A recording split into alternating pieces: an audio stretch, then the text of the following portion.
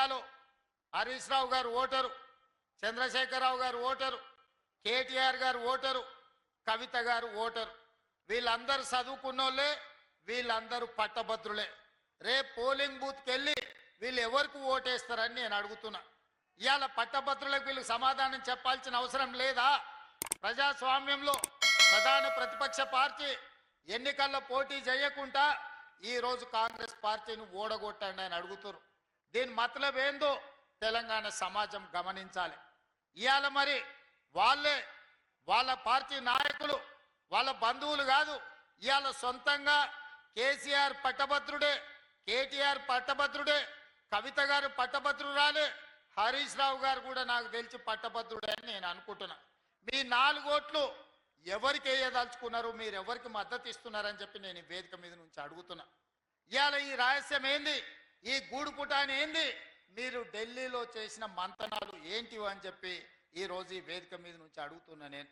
అదేవిధంగా 2023 డిసెంబర్లో జరిగిన ఎన్నికల్లో మీ అధికారం కోల్పోయారు.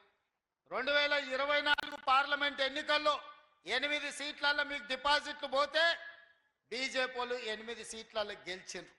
మీ డిపాజిట్లు పోతే ఎట్లా, అవే సీట్లలో బీజేపీ వాళ్ళు గెలుస్తారు ఎట్లా? గింత లెక్క మా తెలంగాణ 4 కోట్ల ప్రజలకు అర్థమైతలేదా? ఇవాళ మీరు మీ డిపాజిట్లు ఒడగొట్టుకొని మీ ఓట్లను బీజేపీ వాళ్ళకి వేపించి బీజేపీ వాళ్ళని గెలిపించారు. సరే, మీరు చీకట్లో ఏం మాట్లాడుకున్నారో, మీరు చీకట్లో ఏం అల్లై బల్లై చేసుకున్నారో నేను అడగదలుచుకోలే. మరి బీజేపీ వాళ్ళు గెలిచి ఇవాళ 8 మంది ఎంపీలు గెలిచిండ్రు. ఆదిలాబాద్ నుంచి గెలిచిండ్రు, నిజామాబాద్ నుంచి గెలిచిండ్రు, కరీంనగర్ నుంచి గెలిచిండ్రు, మెదక్లో గెలిచిండ్రు. ఇవాళ 4 ఎంపీలు ఉన్నారు, దాదాపుగా 7 మంది ఎమ్మెల్యేలు ఈ ప్రాంతం నుంచే ఉన్నారు బీజేపీ వాళ్ళకు. మరి మోడీ నుంచి ఏమి తీసుకొచ్చిర్రని నేను అడుగుతున్నా.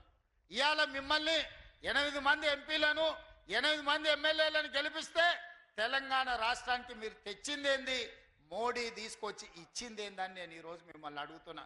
కేవలం మా ఓట్లు కావాలి, మేము ఇచ్చే సీట్లు కావాలి, మీరు ప్రధానమంత్రులు కావాలి, లేకపోతే మీరు మంత్రులు కావాలి. కానీ మరి తెలంగాణ ప్రజలకు మీరు ఇచ్చేదేంది, మిమ్మల్ని నమ్మేది ఎట్లా అని నేను అడుగుతున్నా. నిన్న ప్రాజెక్టులో టనల్ కూలిపోయి 8 మంది కూలీలు ఇరుక్కొని పోతే సొంత జిల్లాకు పోయి విజిట్ చేయాలన్న సోయి కూడా ముఖ్యమంత్రికి లేదు. ఎక్కడ పోయిండయా మన సీఎం గారు అంటే ఎన్నికల ప్రచారానికి పోయిండట. ఎన్నికల ప్రచారానికి పోయి ఎమ్మెల్సీ ఎన్నికలలో ఓట్లేమని అడుగుతాడట. ఎందుకు నీ ప్రచారం, ఎవరి కోసం ప్రచారం, ఏం చేసినావని ప్రచారం చేసుకుంటున్నారు ముఖ్యమంత్రి గారు? మీరు మిర్చి రైతుల గోస చూసినరా? పసుపు రైతుల కన్నీళ్ళు పట్టించుకున్నారా? చచ్చిపోయినటువంటి కూలీల గురించి, ఇరుక్కపోయిన కూలీల గురించి ఏం జరుగుతుందో కనీసం కొద్దిగా మానవత్వం అన్న ఉండాలి కదా. మీరు వెళ్తే పనులు మంచిగా జరుగుతాయి, అక్కడ వాళ్ళని బయటికి తీసే ఆస్కారం ఉంటుంది. అందుకే నేను చెప్తా ఉన్నా, ఈ ప్రభుత్వం పీపీపీ మోడ్లో నడుస్తుంది.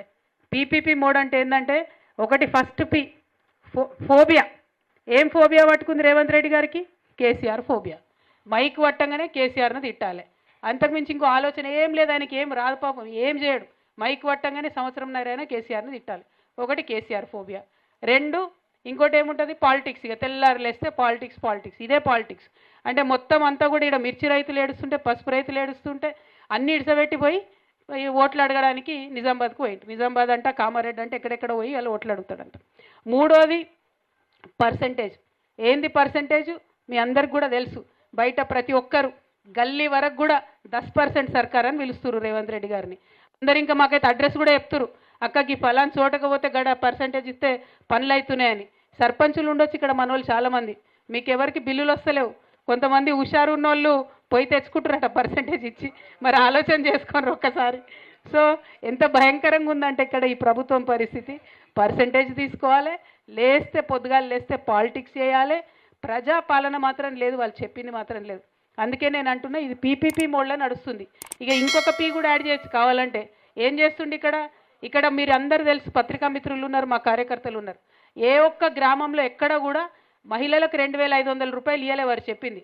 కానీ పక్క రాష్ట్రంలో అడ్వర్టైజ్మెంట్లు మాత్రం ఫ్రంట్ పేజీలో ఇగో మేము 2500 ఇచ్చేసినాం తెలంగాణ మహిళలకు అని చెప్పి మన తెలంగాణ పైసలు పెట్టి అక్కడ పిఆర్ స్టంట్లు వేస్తున్నారు.